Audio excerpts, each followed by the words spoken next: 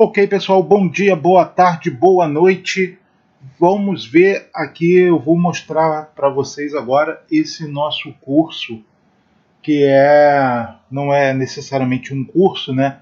São aulas de reforço escolar na sua maioria das vezes, né? Então eu estou fazendo esse vídeo para mostrar como é que funciona. Surgiu algumas dúvidas de como funciona esse nosso curso de reforço escolar e eu vou fazer esse vídeo para mostrar como é que a gente trabalha nesse curso.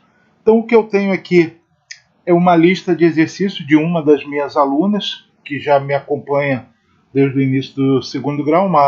É um curso do segundo ano, uma folha de exercícios do segundo ano do ensino médio do Colégio Militar de Porto Alegre, né, da onde é a maioria dos meus alunos, né, e é uma aula, uma folha de revisão do que foi visto no primeiro ano, né, já que a primeira P, a primeira avaliação parcial, né, que é como é chamado as avaliações no Colégio Militar, ela ia ser uma revisão do que foi, de alguns pontos que foi dado no ano passado, no primeiro ano do ensino médio. Então o professor deu essa lista, né, de exercícios como revisão para a AP que foi realizada essa semana. Então a nossa aula correu mais ou menos da seguinte forma, né? Eu vou mostrar agora como é que eu trabalho a resolução das questões. Então vamos lá, a primeira questão foi uma questão da prova da URGS de 2016, o assunto movimento circular uniforme, né? Então, a figura abaixo representa um móvel M, então aqui nós temos um móvel M, que descreve um movimento circular uniforme. Então aqui está a primeira informação importante da questão, movimento circular uniforme. Ele não está fazendo qualquer movimento, ele está fazendo um movimento circular, não é um movimento retilíneo, não é um movimento hiperbólico, não é um movimento eclíptico, é um movimento circular. E não é qualquer movimento circular, é um movimento circular uniforme. Se o movimento circular uniforme, a velocidade vetorial, ela tem módulo constante. Isso aqui está aqui, ó, essa informação está aqui. O movimento circular uniforme, a velocidade vetorial é constante, porque o movimento é uniforme. Outra informação importante que sai dessa afirmação é que a aceleração tangencial ela é nula, ou seja, não existe aceleração tangencial no movimento circular uniforme, certo? Como eu falei aqui, a velocidade vetorial, o módulo dela é constante. Porém, essa velocidade vetorial, ela vai sofrer variação na sua direção, porque o movimento é circular, certo? Então, o módulo da velocidade vetorial é constante, ou seja, o númerozinho, o módulo dele vai ser constante, não vai alterar. Agora, a direção dessa velocidade vai alterar, certo? E outra informação que está embutida aqui, nessa palavrinha uniforme, é que a aceleração centrípeta vai ser diferente de zero, porque é um movimento circular uniforme. Então a aceleração centrípeta é diferente de zero e o módulo da aceleração centrípeta é dada por V2 ao quadrado sobre R, certo? Então, a aceleração centrípeta é diferente de zero, o seu módulo é constante porque a velocidade vetorial, o módulo dela é constante e o raio da circunferência também é constante, o raio não muda. Então essa aceleração centrípeta também é constante. O módulo da aceleração centrípeta. O módulo da aceleração centrípeta é constante. Porém, ela vai sofrer variação na direção e no sentido, certo? Então, essas informações aqui, tudo saiu dessa única palavra aqui, movimento circular uniforme. Por isso que eu digo que a gente não deve usar as siglas, porque siglas escondem conceito. Geralmente se fala MCU, MRU, MRUV, e a pessoa não sabe o que está embutido dentro dessa sigla, porque as siglas acabam escondendo os conceitos. Se você sabe que o movimento é circular e uniforme, se você sabe que MCU quer dizer movimento circular uniforme, você automaticamente vai saber tudo isso aqui, que se o movimento é uniforme, a velocidade vetorial, o seu módulo é constante. Se o movimento é circular, ele tem uma aceleração tangencial. Como o movimento é uniforme, a aceleração tangencial é igual a zero. Como o movimento é circular e uniforme, a velocidade vetorial, ela sofre alterações na sua direção. E a sua aceleração centrípeta é diferente de zero. Porém, o módulo da aceleração centrípeta é constante, porque ela é dada por v ao quadrado sobre r, onde v é constante e r também é constante, o raio da circunferência não muda. Porém, a aceleração centrípeta vai sofrer alterações na direção e no sentido, certo? Então, vimos aqui os principais pontos do movimento circular uniforme. Agora vamos voltar à questão. Vamos lá, a figura abaixo representa o móvel M, já está marcado aqui o móvel M, que descreve um movimento circular uniforme, de raio R. Então o raio do movimento é R, no sentido horário, ou seja, ele está se movimentando nessa direção, com velocidade de módulo V. O módulo da velocidade é V. Assinale a alternativa que melhor representa, respectivamente, os vetores velocidade V e aceleração A do móvel quando ele passa pelo ponto I assinalado na figura. Então ele quer saber, aqui é o ponto I, ele quer saber a figura que representa o vetor velocidade V e a aceleração A. Então aqui nós temos as indicações, certo? E nós vamos ver aqui, certo? Então, outras características em relação à representação dos vetores velocidade e aceleração no movimento circular uniforme. Então, a velocidade ela é sempre tangente à trajetória, então é um vetor que vai ser sempre tangente à trajetória. Então, nesse ponto I, esse vetor está aqui. Nesse outro ponto, ela vai estar tangente à trajetória, o vetor de mesmo módulo, e assim por diante. Vejam que ele não varia em módulo, varia apenas em direção. E a aceleração, como a aceleração ela é centrípeta, porque o movimento é circular uniforme, o que acontece com a aceleração centrípeta? A aceleração centrípeta, o vetor aceleração centrípeta sempre aponta para o centro da circunferência, certo? Então, a aceleração centrípeta sempre apoia para o centro da circunferência. Nesse ponto aqui, também está apontando para o centro da circunferência. E eles são o vetor aceleração centrípeta e o vetor velocidade, eles são ortogonais, ou seja, formam um ângulo de 90 graus. Então, nós temos o vetor velocidade apontando para a direita e a aceleração centrípeta apontando para o centro da trajetória. O gabarito que a gente vê,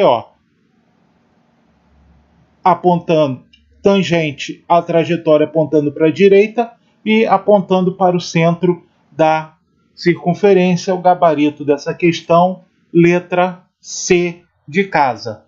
Certo, pessoal? Beleza? Vamos ver a próxima questão desta lista. Então vamos continuar aqui, né? Então a questão 2 dessa lista, uma questão da Fundação Carlos Chagas. Uma roda gira em torno de seu eixo, de modo que um ponto de sua periferia executa um movimento circular uniforme. Então, mesma coisa, ó, ele executa um movimento circular uniforme. Então, todas aquelas características que eu falei na questão anterior continuam valendo. Excetuando o centro da roda, é correto afirmar que, então, ele diz que uma roda gira em torno do seu eixo, de modo que um ponto da sua periferia, ou seja, eu tenho aqui a roda, ele está dizendo que esse ponto aqui, um ponto da periferia, um ponto qualquer, executa o movimento circular uniforme. E ele quer saber, excetuando o centro da roda, aqui onde está passando o eixo, é correto afirmar que todos os pontos da roda têm a mesma velocidade escalar. Ele quer saber se um ponto aqui na periferia tem uma velocidade escalar tal e outro ponto aqui, mais próximo ao centro, tem a mesma velocidade escalar. Isso aqui a gente sabe que está errado. Por que que está errado? Porque a velocidade escalar, o módulo dela é dado por V é igual a ômega R, onde ômega é a velocidade angular e R é o raio da circunferência. Ou seja, nesse ponto aqui, esse ponto aqui, ele está descrevendo esse movimento aqui. Então ele está descrevendo uma outra circunferência. Para cada ponto vai haver circunferências concêntricas aqui, que tem o mesmo centro, porém vão ter raios diferentes. Então, esse ponto aqui, como ele tem um raio menor, a sua velocidade escalar vai ser menor em relação a esse outro ponto aqui, certo? Então, o que a gente tem? Que nem todos os pontos da roda têm a mesma velocidade escalar, certo? Ó, agora, a letra B. Todos os pontos da roda têm aceleração centrípeta de mesmo módulo? Também está errado. Basta a gente ver que a aceleração centrípeta, o módulo da aceleração centrípeta é V2 sobre R, certo? É a mesma explicação. Como aqui, nesse ponto aqui, o raio é menor, a aceleração vai ser diferente. A mesma explicação que serve para a velocidade vai servir para a aceleração centrípeta. Como a aceleração centrípeta depende do raio, então nós vamos ter uma aceleração à medida que o raio vai ficando menor, que eu estou me aproximando do centro, a aceleração centrípeta vai diminuindo também, certo? Letra C. O período do movimento é proporcional à frequência? A gente sabe que isso aqui está errado, porque a gente sabe que o período é o inverso da frequência. Ou seja, o período não é proporcional à frequência, e sim é inversamente proporcional. Inversamente proporcional à frequência, certo? Letra D. Todos os pontos da roda têm a mesma velocidade angular? Esse aqui é o gabarito, porque a gente sabe que o movimento circular uniforme, a velocidade angular é constante. E nós sabemos também que a velocidade angular ela pode ser escrita em função do período, π sobre 2t, ou em função da frequência, π vezes f, certo? como o período e a frequência não se altera, e π também não se altera, a velocidade angular no movimento circular uniforme, ela é constante. Então, todos os pontos da roda têm a mesma velocidade angular, porque ela depende apenas do período ou da frequência, certo? E a letra E, o módulo da aceleração angular é proporcional à distância do ponto ao centro da roda. Tem que estar errado, né? Só pode ter uma certa, porque quem é proporcional à distância do ponto ao centro da roda não é aceleração angular, e sim aceleração centrípeta. Porque, ó, aceleração centrípeta V2 sobre R, certo? Então, o módulo da aceleração centrípeta que tem relação com a distância do ponto ao centro da roda, e não a aceleração angular, certo? Beleza? Vamos para a próxima questão, então, dessa lista. Então, vamos continuar. Questão 3. Questão da Mackenzie de São Paulo. Devido ao movimento de rotação da Terra, uma pessoa sentada sobre a linha do Equador tem velocidade escalar em relação ao centro da Terra igual a: adote o raio equatorial da Terra 6.300 km e π 22 sétimos, certo? Então, o que a gente tem que fazer? Primeiro, para a gente calcular a velocidade escalar, a gente tem que calcular primeiro a velocidade angular, certo? E a velocidade angular a gente pode escrever ela tanto em função do período quanto em função da frequência. Eu vou escrever em função do período porque o período da Terra nós sabemos, né? O tempo que a Terra leva para dar uma volta em torno do próprio eixo é 24 horas. Então, a velocidade escalar vai ser o quê? 2π. Ele disse que é 22 sobre 7, dividido pelo período que é 24 horas, certo? A velocidade escalar vai ser o quê? 2 vezes 22, 44, sobre 7, dividido por 24. Como eu vou dividir a divisão de fração, eu repito a primeira fração e multiplico pelo inverso da segunda. Já vou escrever no inverso aqui. Então eu tenho o quê? Ômega é o quê? 44 vezes 1, 44. E vou deixar indicado 24 vezes 7, porque eu vou fazer aqui a simplificação. Número par aqui, 44 dividido por 2 dá 22. 24 dividido por 2 dá 12. Par e par ainda dá por 2. 22 por 2 dá 11. 12 por 2 dá 6. Em cima ficou 11 e embaixo ficou 6 vezes 7, 42. Se eu fizer essa divisão, isso vai dar essa divisão 42.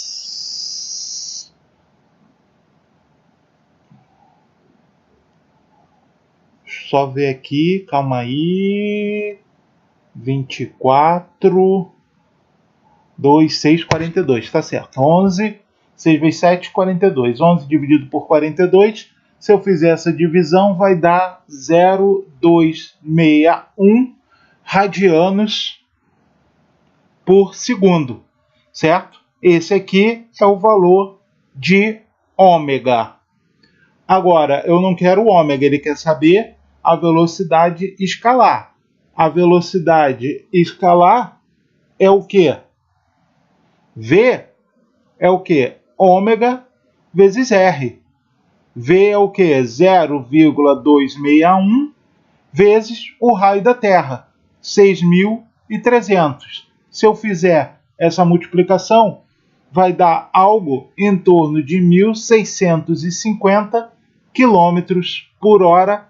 Esse é o valor da velocidade de alguém que está sentado sobre a linha do Equador. O gabarito aqui é letra B de bola, certo?